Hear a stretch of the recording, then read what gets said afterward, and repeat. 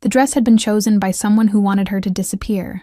Bonnie understood that only when she was already standing at the entrance of the grand hall, her fingers laced together over the front of her gown, feeling the rough texture of the fabric against her palms. The other Omegas around her wore silk and velvet dyed in deep plum, forest green, and rich burgundy, colors that caught the candlelight and held it. Her gown was pale gray linen, the kind servants wore on washing days, simple, forgettable, the kind of color that made a person look like part of the wall. Her stepmother had pressed it into her hands that very morning, smiling with all her teeth showing. "You will look modest. Modest is appropriate for an Omega of your station." Bonnie had said nothing. She had learned, in the years since her father's death, that words spent on Lady Voss were words thrown into a fire. They produced heat. Nothing else. She straightened her spine now and lifted her chin, even though her heart was hammering against her ribs in a way that felt almost violent. The grand hall of Ashenvale stretched before her, an enormous vaulted space carved from pale stone, its ceiling lost somewhere above rows of iron chandeliers dripping with candles. Tapestries covered the high walls in deep reds and golds, depicting hunting scenes and the crests of old noble houses. The air smelled of beeswax and pine resin, of expensive perfume layered over cold stone, of roasted herbs carried on heat from the enormous hearths flanking either side of the room. It was the night of the presentation ball. Every 3 years, the noble houses of the Ashenvale region brought their unbonded Omegas before the Council of Alphas, where alliances were forged, matches proposed, and the future of bloodlines decided. For most of the young women around her, this night represented possibility. For Bonnie, it had always felt more like an inspection. She was 23 years old. She had attended the last presentation at 20, and had returned home without a single formal offer. Her stepmother had not let her forget it. The herald at the door called names one by one. Each Omega descended the 3 shallow steps into the hall, to a murmur of voices, a sweep of appraising eyes, the polite applause of assembled nobles and their Alpha sons. Bonnie watched them go.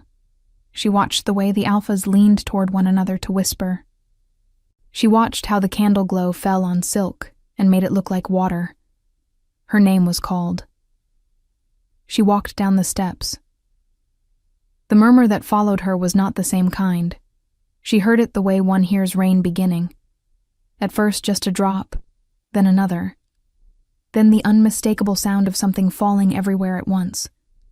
A ripple of quiet laughter from somewhere to the left. A woman's voice, not bothering to lower itself. "Is that the Voss ward? The gray one?" A man's voice answering, low and amused. "The Omega with no wolf. They still present her?" Bonnie kept walking. She had no wolf. That was the truth that followed her everywhere like a second shadow. She had been born an Omega. The scent was there, the softness of it, the particular warmth that other wolves recognized instinctively. But her inner wolf had never spoken, never stirred. In a world where a wolf's presence was proof of worth, of power, of belonging, her silence meant she was considered incomplete, broken, less. She reached her designated place along the row and stood still, hands clasped, looking straight ahead at the far wall. Lord Devon Ashvale approached her 20 minutes later. He was the son of the region's most powerful Alpha Lord, broad-shouldered and golden-haired, with the easy confidence of someone who had never once doubted his place in any room. Bonnie had known him since childhood. He had been kind to her once, or she had believed he was kind, which she was beginning to understand was not the same thing. He had been courting her, in the quiet way that things were done. Visits to the Voss estate, long conversations in the garden, small gifts left with the steward. For 8 months, she had allowed herself to believe it meant something. He stopped in front of her now and offered a bow, shallow and formal. His eyes did not quite meet hers. "Lady Bonnie." "Lord Devon." The silence between them was wrong. She felt it immediately. the way the air between two people can change temperature without warning. His jaw was set. His hands were clasped behind his back. He was not here to greet her. He was here to finish something. "I wish to speak to you before the formal proceedings," he said, keeping his voice low. It seemed the right thing, to tell you directly. She waited. "My father has formalized an arrangement with Lady Seraphine Callow." He paused. "It was decided last fortnight.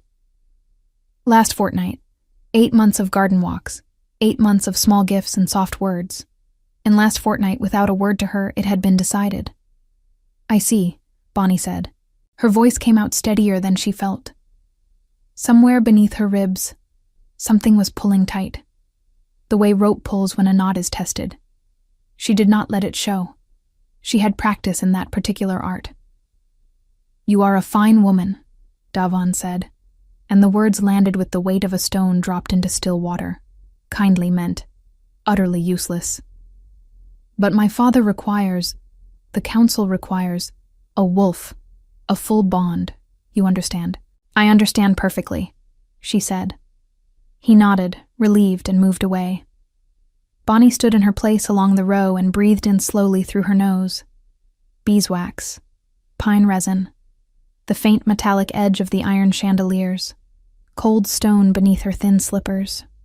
She would not cry, not here, not in front of every alpha house in the region, with Lady Voss watching from the balcony above with that particular expression she wore when things were going exactly as she had planned. Because this had been planned. Bonnie understood that now with a cold, clear certainty. The gray linen dress. The last-minute information that Davon's family had already settled on another. The way her stepmother had arranged her position in the hall. Visible enough to be present. Unremarkable enough to be pitied. This was not an accident of circumstance.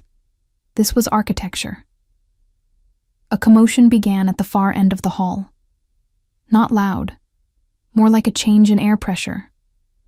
A collective stillness that spread through the crowd the way silence spreads when something very large moves. Heads turned. Conversations stopped.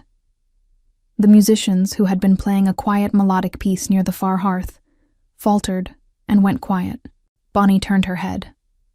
The great doors of the grand hall, which had been standing open all evening, now framed 3 figures. 2 of them were guards, tall, armored in dark plate with wolf crests at the shoulder. But it was the 3rd figure that had emptied the room of sound. He was not announced. He did not need to be.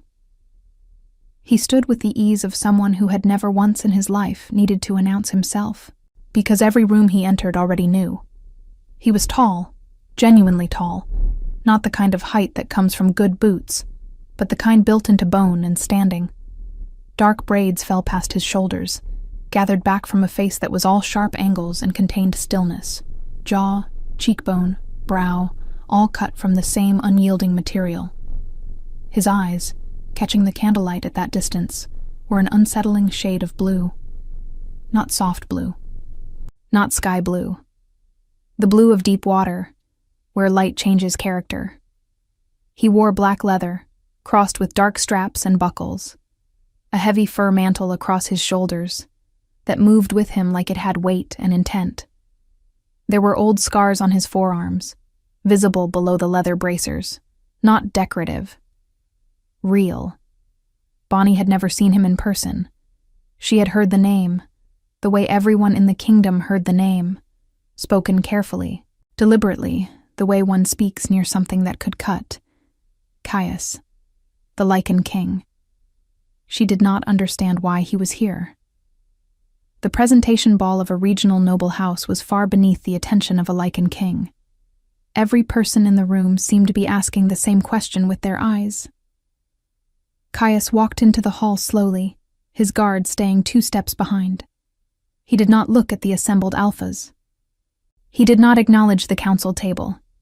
His gaze moved across the row of omegas with the particular quality of someone who was searching for something specific. Not browsing, not appraising. Looking. It stopped on Bonnie. She felt it before she fully processed it. A physical thing. That gaze, like a hand placed flat against the sternum. Her breath caught. She stood in her gray linen dress, with her blonde braid over one shoulder and her hands still clasped in front of her, and the most powerful alpha in the known kingdom was looking directly at her. He crossed the hall. The crowd parted without him asking. He stopped in front of her, close enough that she could smell him. Pine smoke, cold iron, something deeper and darker beneath, like earth after rain. His blue eyes held hers and did not waver. Around them, not a single person breathed. "Bonnie of the Voss household," he said. His voice was low, unhurried, the kind of voice that did not need volume to be heard in every corner of the room. She could not imagine how he knew her name. "Yes," she managed. "I have a proposal," Caius said. And then, in front of every alpha lord, every noble house, every person who had spent the evening pretending she was part of the wall, he said it plainly, as if it were the most reasonable thing in the world. "I am asking you to be my queen." The silence that followed was the loudest thing Bonnie had ever heard. No one moved. Bonnie was certain of that, because the stillness in the grand hall had become something almost physical, a held breath stretched so thin it might tear.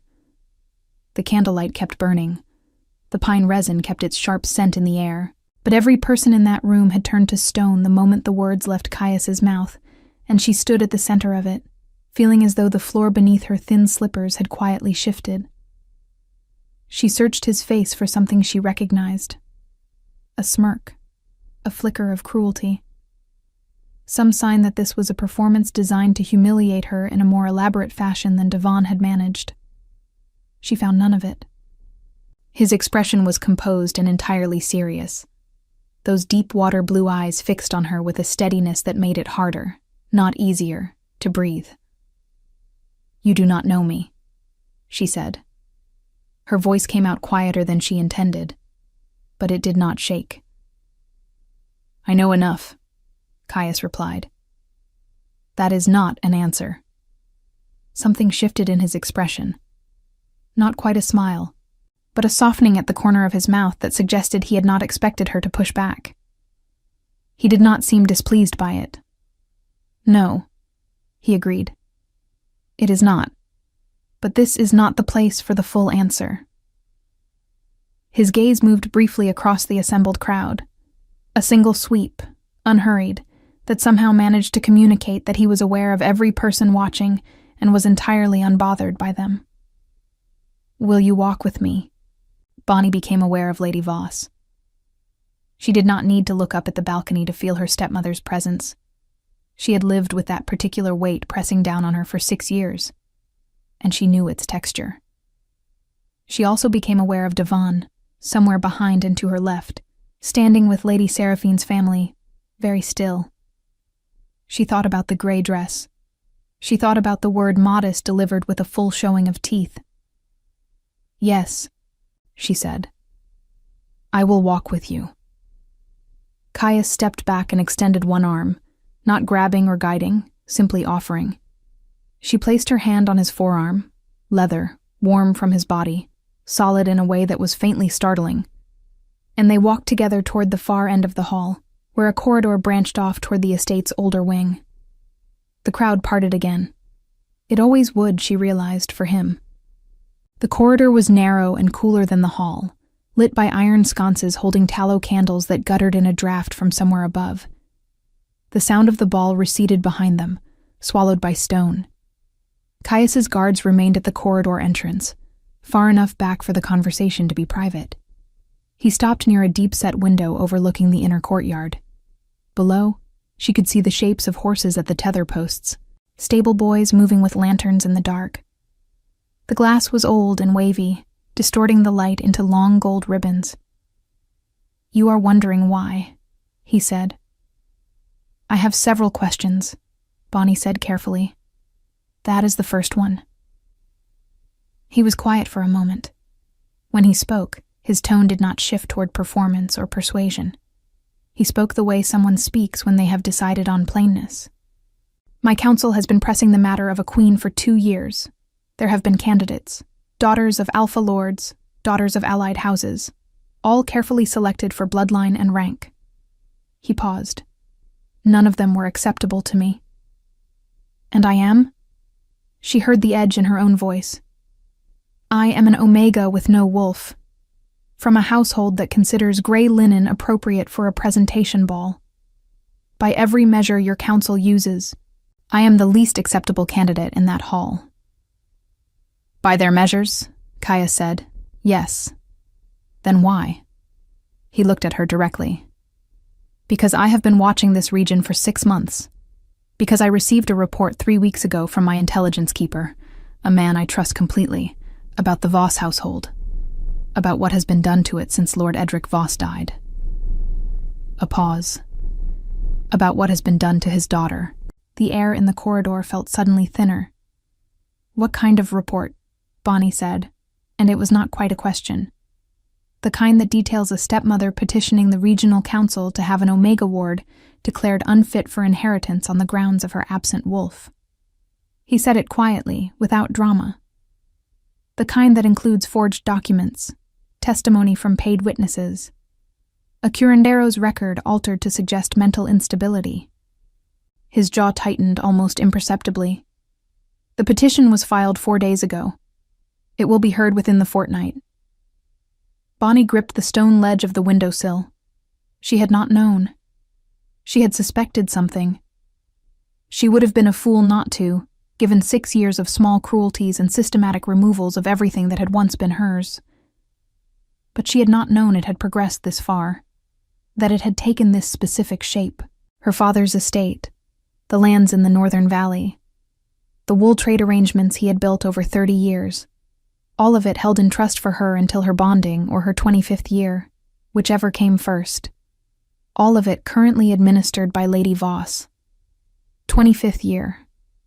Bonnie was 23, less than 2 years away from the moment the trust would close in her favor, and her stepmother had finally moved to cut her off before the threshold could be reached. The forged documents, Bonnie said, her voice careful and very controlled. The witnesses. Can they be proven false? With the right authority, yes. And you have that authority. I am the Lycan King, Caius said, with no particular pride in it, only fact. I have absolute authority over every council and tribunal in this kingdom. A petition filed in a regional court can be suspended, investigated, and overturned by royal decree. Your stepmother's case would collapse within a week of my involvement. Bonnie turned away from the window. She looked at him. Really looked. The way she had not permitted herself to do in the hall, because looking too directly at him felt dangerous in a way she could not yet name. He was watching her with that same quality of attention she had noticed before. Not appraising, not calculating, just present, fully present, in the way that very few people ever were. You are offering me protection, she said. I am offering you marriage, he said. Protection is part of it. But I want to be clear about what I am not doing. I am not offering you a transaction in which you exchange your obedience for my shield. I am not asking you to be grateful or compliant or decorative. A pause. I am asking you to be my queen. That means counsel, presence in the court, a voice in decisions that affect this kingdom. Real work, with real weight. You do not know whether I am capable of that. I told you, I know enough. She studied him for a long moment. The corridor was cold and the candle nearest them was burning low, dropping wax in slow curls onto the iron sconce. From somewhere far away came the faint sound of the musicians beginning again in the grand hall. I do not trust easily, Bonnie said. I want you to understand that plainly before I give any answer. I have spent 6 years in a household that smiled while it was dismantling everything my father left me.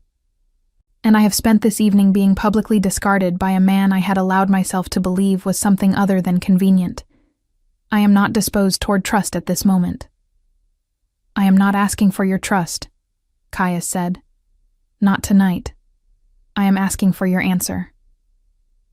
She breathed in slowly. Pine smoke. Cold stone. The particular stillness of a man who was not trying to fill silence with reassurance. That, more than anything, was what steadied her. A man who did not rush to fill her silence with promises was not the same kind of man she had known before. "I have a condition," she said. "Name it." "My father's estate. Whatever legal action you take, whatever authority you apply to overturn my stepmother's petition, I want the process to be transparent. I want the forged documents presented before the full council. I want the witnesses named publicly. I do not want this resolved quietly in a back chamber where the truth is buried under a polite settlement." She held his gaze. "I want it to be visible. What she did. All of it." Caius was quiet for a moment. "That can be arranged," he said. "Then my answer is yes," Bonnie said. "Conditionally, I will travel to your court. I will consider this arrangement properly, with full information, but I will not be a queen who does not understand the kingdom she is entering, and I will not be moved somewhere new before the matter of my father's estate is formally addressed." Something in Caius's expression shifted again, that same almost movement at the corner of his mouth. "You are not what I expected," he said. "No one ever is," Bonnie said, "when they have spent long enough being told to take up less space." She turned back toward the corridor, toward the sound of the music and the hall full of people who had watched her be dismissed twice in one evening and would now need to recalibrate everything they thought they understood. She paused without turning around. "Lord Caius," she said. "Your Grace," he corrected mildly. "Your Grace." She let the correction settle. "What was in that report about me that made you decide I was acceptable when every other candidate was not?" A pause. "You stayed standing," he said.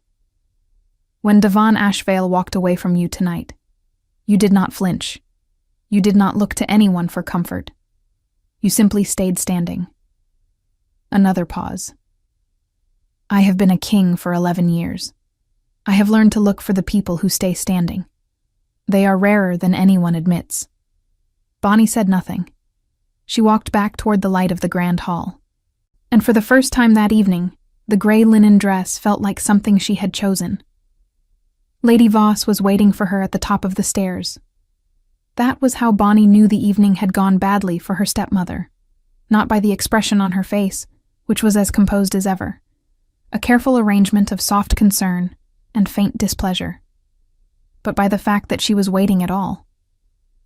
Lady Voss did not wait. She summoned. The distinction had always been important to her. She was a tall woman, sharp-boned and elegant, with dark hair pinned under a headdress of burgundy velvet that matched her gown precisely. She had been beautiful once, in the way that certain weapons are beautiful, designed for it, as part of their function. At 44, she was still striking, still deliberate in every movement, still capable of making Bonnie feel 12 years old with a single look. She did not produce that look tonight. Instead, she produced something more unsettling. Stillness. "Come," she said. Simply that. Bonnie followed her into the small antechamber off the balcony, a narrow room with a single window and 2 chairs that no one ever used. A servant hovered near the door. Lady Voss dismissed him with a gesture and closed the door herself. "Whatever you are thinking of doing," her stepmother said, turning to face her, "I want you to consider it very carefully." "I have considered it," Bonnie said. "He approached you on impulse. Men like that, powerful men accustomed to spectacle, sometimes make gestures they do not intend to honor. By morning, he will have moved on. If you embarrass this household by appearing to take his offer seriously—" "It was a formal proposal," Bonnie said, "made before the full assembly of the regional council and every alpha lord in Ashenvale. That is not a gesture." Something moved behind Lady Voss's eyes. Not fear, not yet, but an adjustment, a recalculation.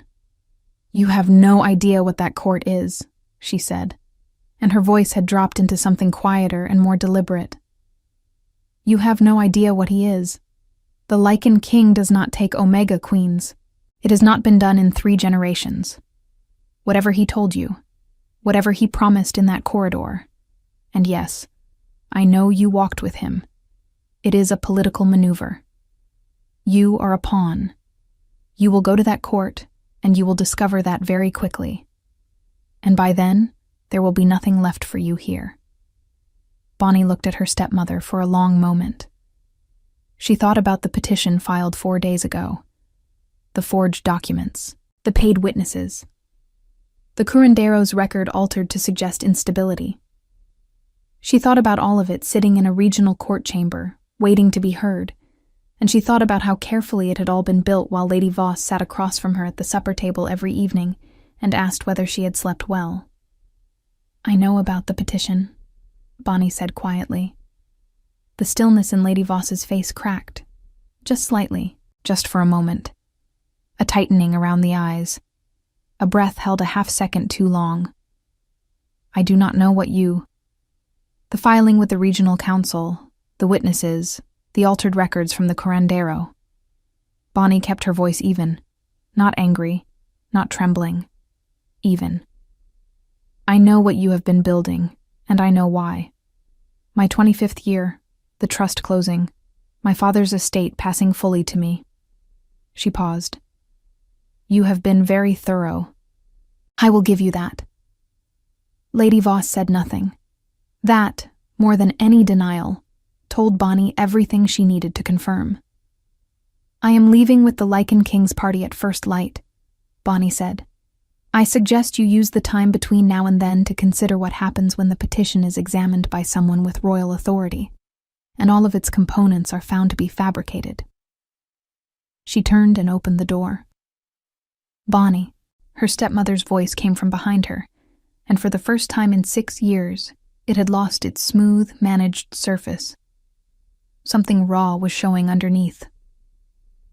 "Your father would not want this for you." Bonnie stopped. She did not turn around. "My father," she said, "would want the truth of what you did to his estate to be spoken aloud in front of every person who witnessed his name being used. So in that, at least, we will finally give him what he deserves." She walked out and did not look back. She did not sleep that night. Her chamber in the Ashenvale estate guest wing was small and simply furnished, a narrow bed with wool blankets, a washstand with a ceramic basin, a single candle burning on the shelf above it. She sat on the edge of the bed in her gray linen dress and looked at the opposite wall and thought, in a careful and methodical way, about everything that had happened in the past several hours. A man she had believed was courting her had dismissed her publicly. Her stepmother had filed legal documents designed to destroy what remained of her father's legacy. And the Lycan King, a man she had never met before tonight, a man whose name was spoken with careful deliberation across the entire kingdom, had walked into a regional presentation ball and asked her to marry him. Any one of those events would have been sufficient for a single evening.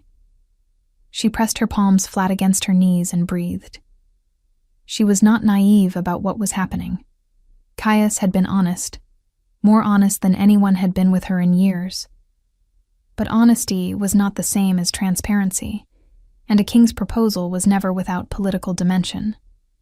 She understood that she was useful to him in some way that went beyond whatever the report from his intelligence keeper had contained. A Lycan king choosing an Omega with no wolf as his queen was not a sentimental decision. There was strategy in it. She simply did not yet know what the strategy was. But she also understood her own position with complete clarity. The petition was real. The forgeries were real.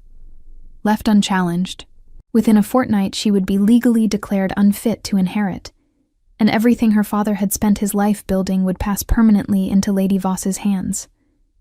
Staying in Ashenvale meant watching that happen with no recourse and no power to stop it. Caius was offering recourse. Caius was offering power. She was not fool enough to refuse it, because the source was unfamiliar. She would go. She would watch. She would learn what she could, and keep her own counsel. And she would not make the mistake of trusting too quickly, simply because someone had been kind to her, when she expected cruelty. A soft knock at her chamber door broke the silence. She crossed to it and opened it a few inches. On the other side stood a young woman she did not recognize. A girl of perhaps 18, dressed in the dark livery of the Lycan king's household. Her brown hair pulled back tightly. She carried a folded cloth over one arm. "From His Grace," the girl said, and held it out. Bonnie took it. It was a cloak.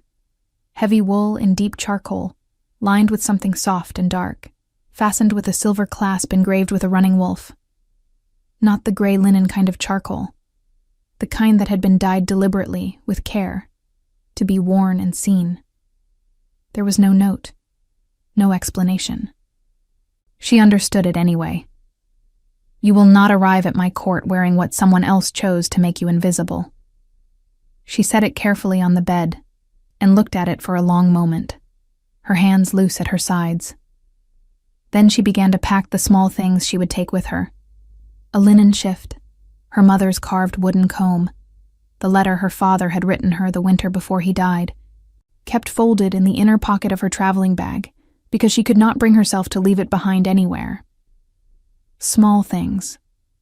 The things that were genuinely hers. The courtyard at dawn was cold and smelled of horses and frost. Bonnie descended the estate steps in the charcoal cloak, her blonde braid over one shoulder, her bag carried by one of Caius's guards who had appeared at her door without being asked. The Lycan King's traveling party was already assembled. 6 riders, a covered carriage with the royal wolf crest on its door, 2 supply horses, and Caius himself standing near the lead horse speaking quietly with one of his men. He looked different in morning light, harder, somehow, and more real. The candlelight of the grand hall had given him the quality of something almost mythological. In the gray pre-dawn, he was simply a very large, very contained man with dark braids and old scars on his forearms, who turned his head when she descended the steps and gave her a brief, steady look that conveyed nothing except acknowledgement. He did not comment on the cloak. She did not thank him for it. Both things felt correct. "The road to Caer Dun is 3 days' ride," he said, approaching. "There is a way station on the second night. We will stop there.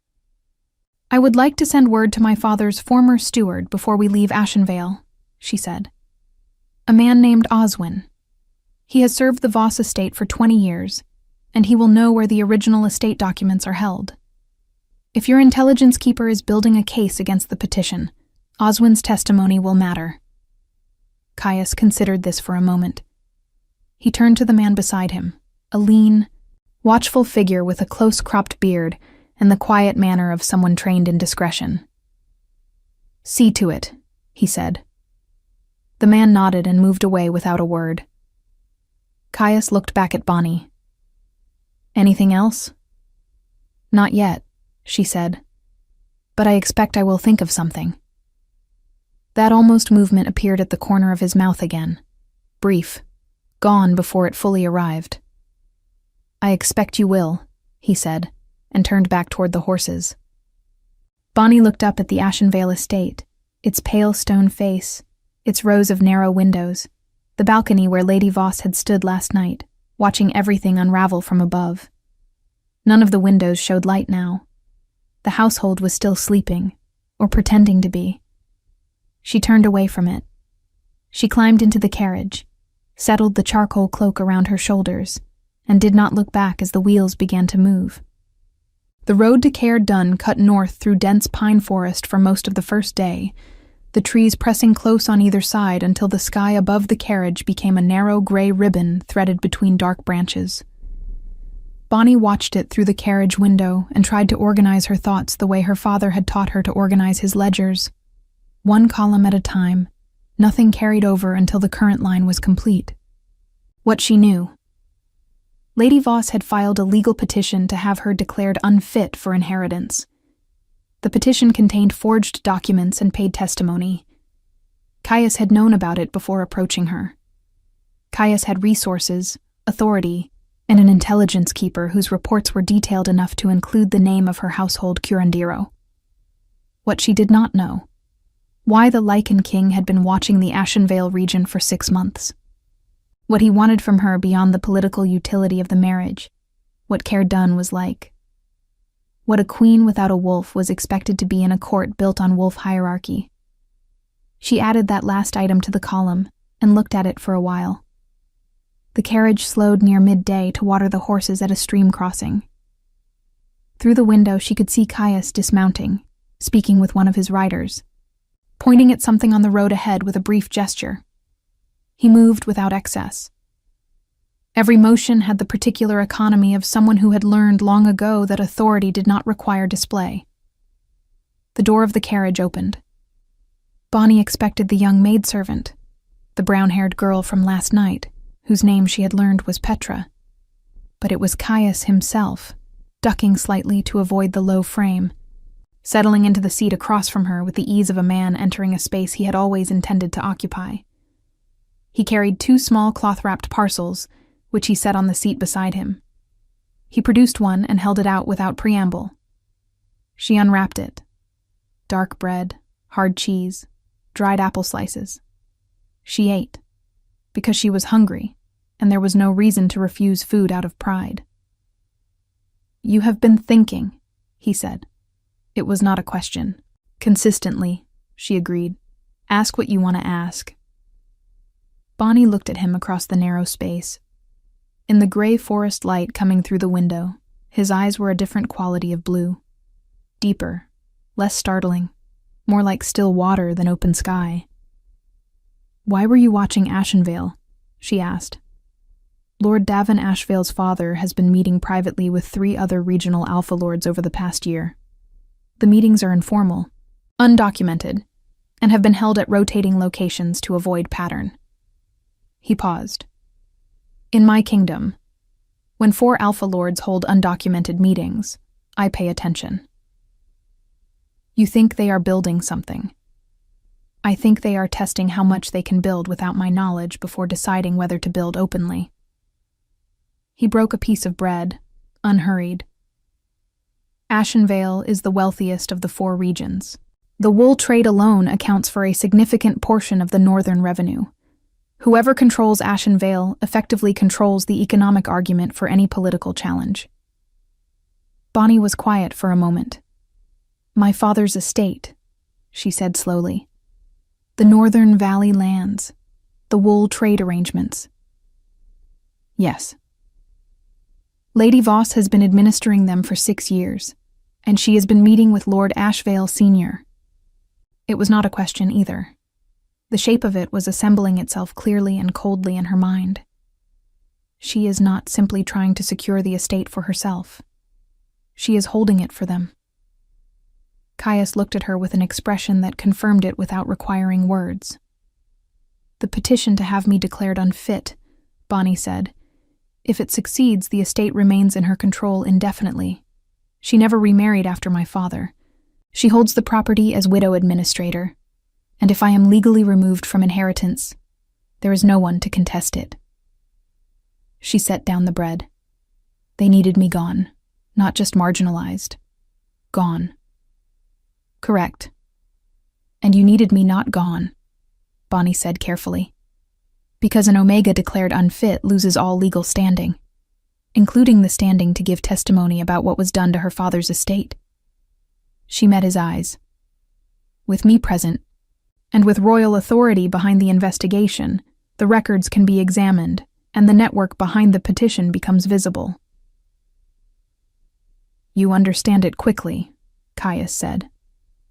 "My father was a merchant lord before he was a noble," Bonnie said. "He taught me to read arrangements. He said the truth of any agreement was never in what was said, but in who benefited from the outcome." She picked up the bread again. "I have been reading arrangements for years.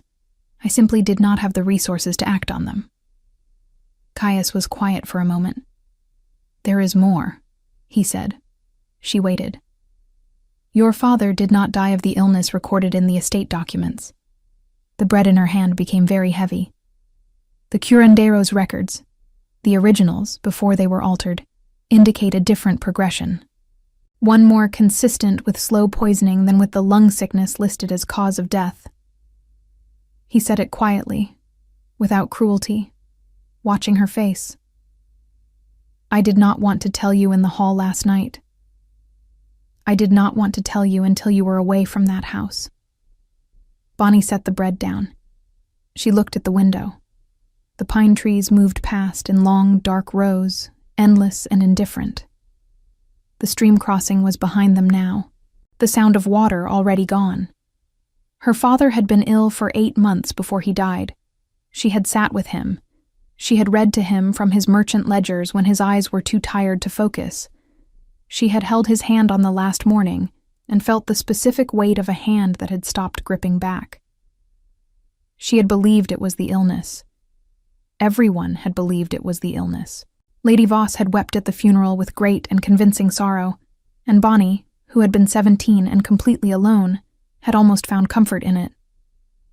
The curandero, she said. Her voice was very controlled. Is he still in Ashenvale? He left the region 2 years ago. My intelligence keeper has located him in a village 3 days east of Caer Dun. He is living quietly and has not practiced his trade since leaving. A pause. Men who leave a trade abruptly usually do so because they cannot live with something they were asked to do. He altered the records, Bonnie said. He was there. He knows what my father actually died of. Yes. Can he be brought to Caer Dun? Already arranged, Caius said. She turned from the window and looked at him. He was watching her with the same quality of attention he had brought to every moment of this. That full and steady presence, not crowding her grief, not rushing to minimize it, not filling the space with reassurance. Just there. She felt the grief anyway, a cold wave of it, moving through her chest, behind her eyes, into the back of her throat. She did not push it away. She let it move, and then she let it settle. And when it had settled, she was still sitting upright in the carriage with her hands in her lap, and everything she now knew had added itself to the column she had been keeping. I want her to answer for it, Bonnie said, not quietly, not through some private arrangement that protects the Ashvale family from scandal. I want her to answer for my father in front of people who knew him.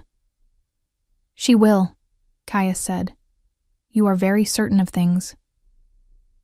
I am certain of the things I have prepared for, he said. The rest I approach carefully. She studied him for a moment. And which category do I fall into? He considered the question with apparent seriousness. At present, he said, you are somewhere between the two. It was the most honest answer anyone had given her in recent memory, and despite everything, the grief sitting newly heavy in her chest, the exhaustion pulling at the edges of her eyes, the cold reality of everything she had just been told. She felt something shift very slightly in the careful distance she had been keeping. Not trust. Not yet. Something smaller. The first loosening of a knot she had been holding tightly for a very long time. The way station on the second night was a stone building set back from the road, low-roofed and solid, smelling of old wood smoke and dried herbs. The keeper was a weathered woman who took one look at Caius and his party and moved with admirable efficiency to produce hot broth, fresh bread, and rooms with actual fires laid in them. Bonnie sat close to the fire in the room they had given her, and let the heat work on the cold that had settled in her during the carriage ride. Petra brought her broth, and then quietly left her alone. She was almost asleep when she heard it. A sound from the corridor, soft and deliberate. Not footsteps. Something lower. She went to the door and opened it a few inches. In the corridor, a large wolf sat 3 feet from her door. Not an attacking posture, not a threatening one. Simply sitting, massive and dark-furred, with eyes that caught the torchlight from the wall sconce and reflected it back in a shade of blue that was entirely unmistakable. Bonnie looked at the wolf for a long moment. The wolf looked back. "You could have simply said goodnight," she said quietly. The wolf's ears moved, just slightly, a small adjustment that might, in a certain light, have been interpreted as amusement. She closed the door gently and went back to the fire. She sat with the knowledge that the Lycan king had chosen to spend the night in his wolf form outside her door, and she turned it over in her mind carefully, looking at it from every angle. He had not announced it. He had not asked permission or made it a gesture she was required to acknowledge. He had simply been there, between her and whatever the dark corridor held. A man who protected without requiring gratitude for it was a new kind of man entirely. She pulled the charcoal cloak around her shoulders and closed her eyes, and for the first time in longer than she could measure, she slept, without listening for sounds she dreaded. Care Done announced itself before it was visible. The smell reached her first. Pine smoke carried on cold mountain air, the mineral sharpness of stone recently cut, the distant sweetness of burning cedar wood from hearths already lit against the morning chill. Then the sound. Hooves on a paved road, the hollow rhythm of iron on fitted stone replacing the softer percussion of forest earth. Then, finally, the sight of it through the carriage window as the road curved around the last tree line and opened into full view. It was larger than she had imagined, not wider. It did not sprawl the way market towns did, but taller, rising in layers up the face of a dark granite ridge, walls within walls, towers at each elevation, the highest keep catching the pale morning light and holding it like a crown. Banners hung from the upper battlements, black with a silver wolf running across them, moving slowly in the wind off the mountain. Bonnie watched it grow as they descended toward the main gate and said nothing. The gates opened without a herald.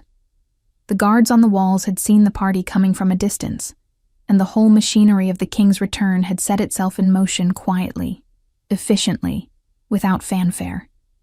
That told her something about how this court was run. She filed it in the column. Inside the outer walls, the castle yard was wide and cobbled, smelling of horses and iron and the particular cold stone smell of very old buildings. Stable hands emerged. The supply horses were led away. Caius dismounted with the ease of long habit and came directly to the carriage door before any of his men could reach it, opening it himself and offering his hand. She took it. His grip was steady and warm. "Welcome to Care Done," he said. Nothing elaborate. Just that. The next days moved with a deliberate pace that Bonnie gradually understood was intentional. Caius was giving her time to find her bearings before the weight of what came next descended.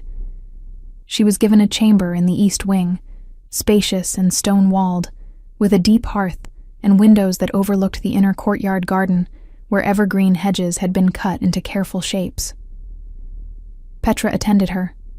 The castle's head housekeeper, a broad and competent woman named Marta, appeared on the first morning with a measured efficiency that managed to be both welcoming and entirely businesslike, showing Bonnie the essential corridors, the great hall, the council chamber, the library. The library was where Bonnie spent most of her first 2 days. It occupied 2 floors of the north tower, shelved floor to ceiling with volumes in varying states of age and repair, lit by tall windows that let in long panels of gray light. It smelled of old parchment and beeswax, and the faint ghost of countless candles.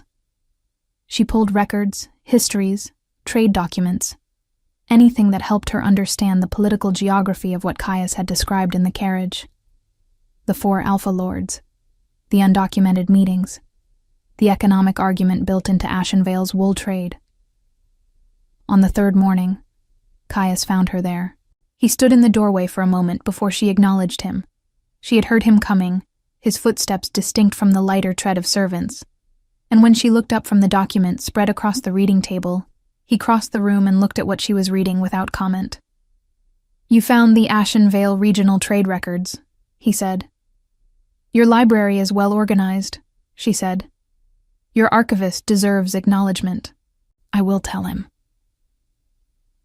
He pulled the chair across from her and sat, which struck her as interesting. He did not stand over the table, did not occupy the room the way powerful men often did, expanding to fill available space. He sat at her level. My intelligence keeper has returned from his second visit to the curandero. The man is willing to testify. Bonnie set down the document. What changed his mind? The knowledge that the woman who paid him to alter the records had also filed a petition accusing a young Omega of mental instability, Caius said. He has a daughter. The comparison was not comfortable for him. Good, Bonnie said. The word came out harder than she intended. She did not soften it. The hearing has been set for 6 days from now. I have summoned the regional council to Caer Dun. All sitting members, including the 3 lords connected to the Ashvale meetings.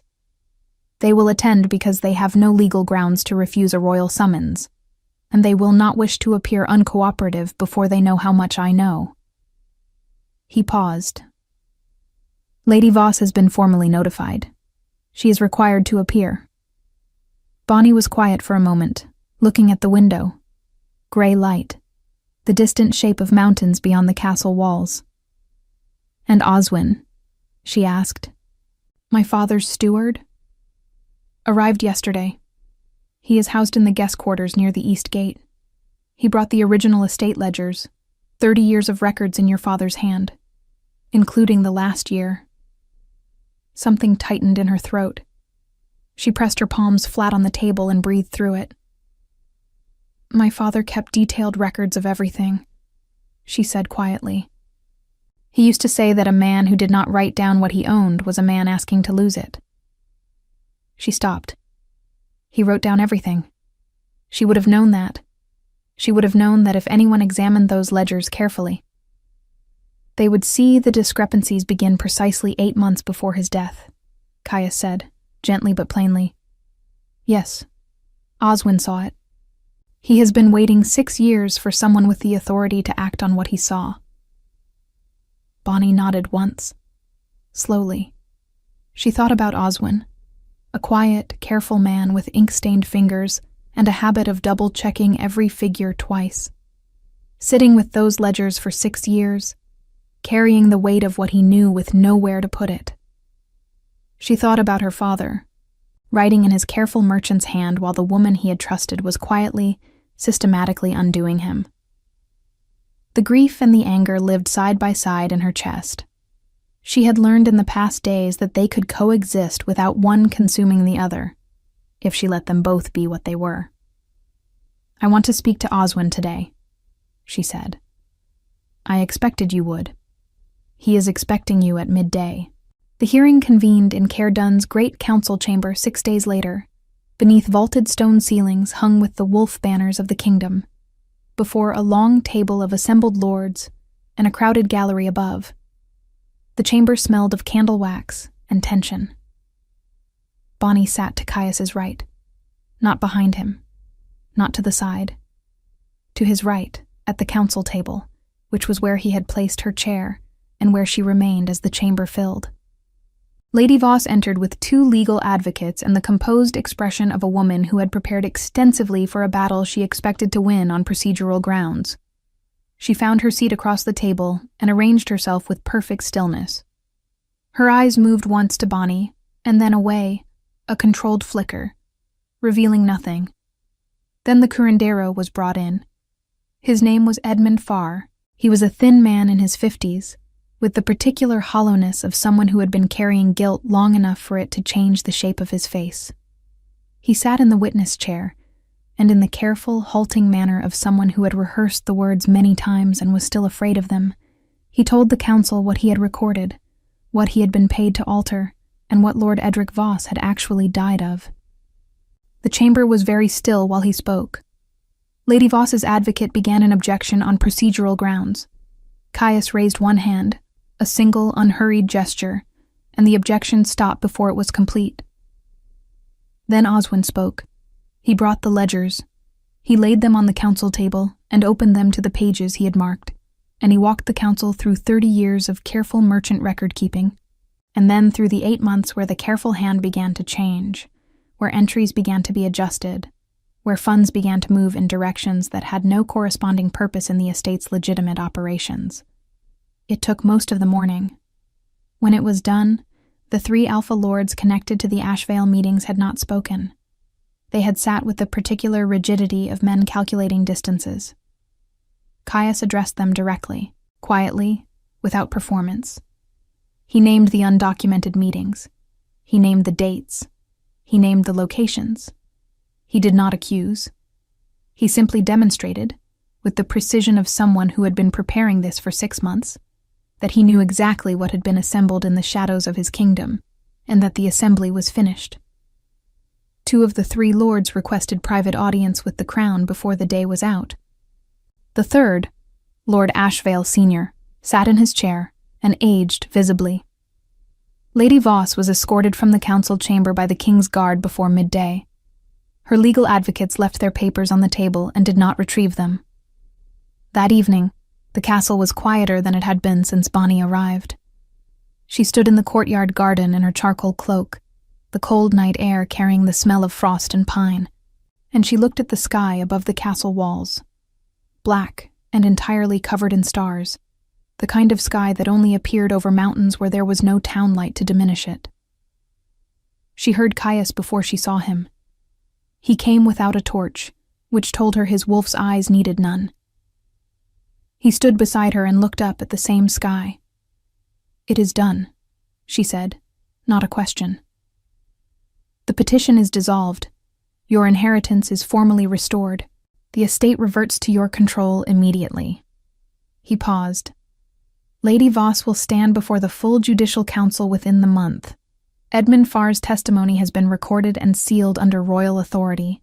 It cannot be withdrawn." Bonnie breathed in slowly. Cold air, pine, the mineral sharpness of stone. "My father," she said. "Will be answered for," Caius said, "completely." She was quiet for a long time. The stars were very bright. Somewhere above the walls, a night bird called once and went silent. "I have been thinking," she said finally, "about your proposal." He waited. "I came here believing I understood the arrangement," she said. "Protection for testimony, political utility on both sides, a marriage that served a strategic purpose." She turned to look at him. In the starlight, his face was all shadow and angle, those blue eyes steady on hers. "But I have spent 10 days watching how you move through this castle, how you speak to your council, how you spoke to Edmund Farr this morning, with enough gravity to make him feel that what he had done mattered, not only as evidence, but as a human wrong." She paused. "I have been watching for the thing underneath the strategy, trying to find where the performance is. And," he said quietly, "I cannot find it," she said. "I have looked carefully. I am good at looking carefully." She held his gaze. "Either you are the most accomplished deceiver I have ever encountered, or you are simply what you appear to be." "I am not a simple man," Caius said. "No," she agreed, "but you may be an honest one." The silence between them was not the silence of things unspoken. It was the silence of 2 people who had been moving toward a moment and had finally arrived at it, and were standing in it without pretending otherwise. "My wolf has never spoken," Bonnie said. "She has been silent my entire life. I do not know if she will ever come. I do not know what I am without her, in a world that uses her presence to measure worth." She kept her eyes on his. "I want you to know that I am not waiting to become someone more acceptable before I answer you properly. This is who I am, the woman who stayed standing. No more and no less." Caius reached out, and with a deliberateness that gave her every opportunity to step back, placed his hand over hers where it rested on the garden wall. Warm, steady, not gripping, just present. "I know who you are," he said. "I asked her to marry me." Something broke open in Bonnie's chest. Not painfully, but with the specific relief of something that had been held shut for a very long time finally being allowed to open. Her eyes filled briefly. She did not look away. "Then yes," she said. "My full answer is yes." They were married in the great hall of Caer Dun on the first clear morning of early spring, when the mountain air carried the first suggestion of thaw, and the courtyard garden showed the earliest green at the tips of the hedgerows. It was not a large ceremony. Caius had offered her whatever scale she wished, and she had chosen something witnessed, but not performed.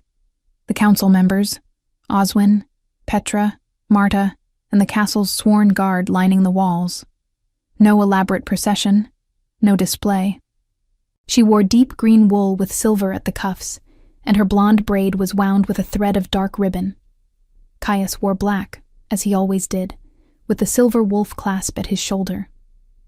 When the binding words were spoken, and the cord was wrapped around their joined hands in the old tradition, she felt something shift inside her, something she had no name for, a warmth that started in her chest and moved outward, and in the very back of her consciousness, in a place she had checked so many times and found empty, something stirred, not loudly, not dramatically, just a breath, like a creature waking slowly from a very long sleep.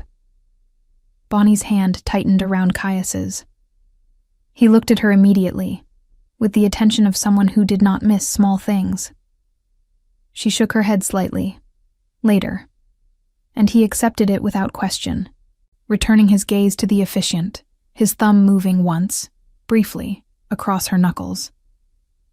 Lady Voss answered to the full judicial council 3 weeks after the wedding. Edmund Farr's testimony stood. Oswin's ledgers stood. The advocates Lady Voss had retained withdrew from the case on the second day of proceedings. She was stripped of the widow's administration rights to the Voss estate, held accountable for the financial alterations of the past 6 years, and formally barred from any claim on the lands or holdings of the Voss name. She left the council chamber a smaller woman than she had entered it. Not broken. Bonnie did not need her broken. She needed her answered. There was a difference, and it mattered.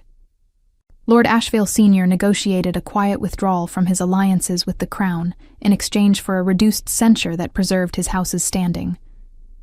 His son Devon sent a formal letter of apology that Bonnie read once, set aside, and did not respond to. There was nothing in it she required. The other regional lords fell back into their proper arrangements. The wool trade of the Northern Valley was formally returned to the Voss estate, administered now by Oswin, under the direct oversight of the Crown. The original documents, the ones that bore her father's careful merchant hand across 30 years of honest work, were sealed in the Royal Archive at Caer Dun, where they would remain. Oswin wept, briefly, in the council chamber when the final order was recorded. He composed himself quickly and apologized. Bonnie told him there was nothing to apologize for, and she meant it completely. On the night the last matter was formally closed, Bonnie stood again in the courtyard garden. The spring had arrived properly now. The hedgerows were fully green. The air smelled of earth and new growth, and the particular clarity that comes after a long winter releases its hold. Somewhere in the castle behind her, torches burned in the corridor windows, and the sound of the evening meal drifted down from the great hall. The wolf came to her from the far end of the garden. She heard it before she saw it, the soft displacement of air that a large creature made when it moved with the particular grace of something born to it. It came and sat beside her, close enough that its warmth pressed against her leg, and she looked down at it for a long moment. She placed her hand on its head. Dark fur, very soft. The wolf was still beneath her touch. Inside her, deep and quiet and entirely real, she felt her own wolf stir again, not rushing, not dramatic, simply present, the way a fire is present when it has finally caught after many attempts, burning low and steady and entirely committed to continuing. She had spent 23 years believing she was incomplete.